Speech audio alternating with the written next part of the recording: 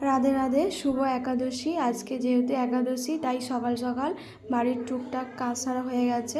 তো এরপরে আমার একাদশীর ভোগ রান্না করা হয়ে গেছে।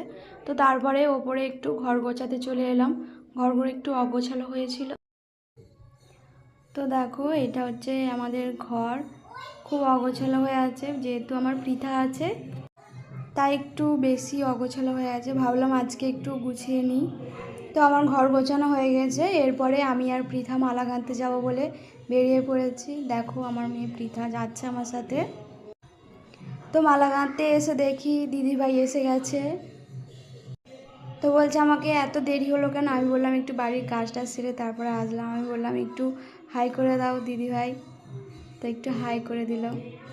তারপরে দুপুরে আরতি হচ্ছে, তা আমরা আরতি করলাম। তো বিকেলে মালাগুলো পরাতে বিনোদকে দেখো কত সুন্দর দেখতে লাগছে। তো যেহেতু একাদশী, দেখো কত ভক্তরা এসছে, পাঠ কীর্তন হচ্ছে বিনোদের মন্দিরে। আমাদের বরজেঠু পাঠ করছেন। তো ভিডিওটা এখানেই শেষ করছি। ভালো লাগলে কমেন্ট করে জানিও। রাধে রাধে।